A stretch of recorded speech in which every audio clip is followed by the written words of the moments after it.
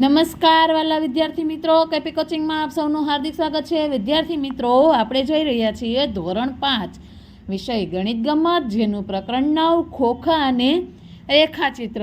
તો આજના વિડીયોમાં આપણે જોઈશું મહાવરો 1, જેનો પ્રશ્ન 1 છે, નીચે આપેલા ચિત્રો પૈકી કયું ચિત્ર એવું છે જેને વાળવાથી એક પેકિંગ ખોખું બને છે, જેનો ક્રમ ખાનામાં લખવાનો છે। તો પહેલો આપણે જોઈએ તો મેં 3 ઓપ્શન આપેલા છે, તો આમાંથી પેકિંગ ખોખું બનશે નહીં, તો બીમાંથી, તો હા, આમાંથી પેકિંગ ખોખું બનશે, તો આપણે જવાબ આવશે બી।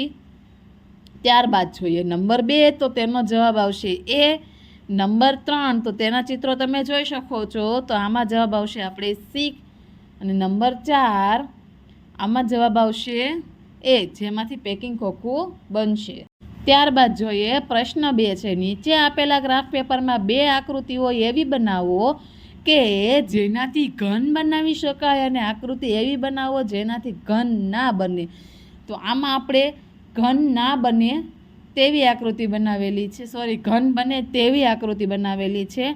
તો આ 2 આકૃતિ તમે આ રીતે જો કટિંગ કરશો પેપરનું, તો આમાંથી આપણે સમઘન બની શકશે 6 બાજુવાળો।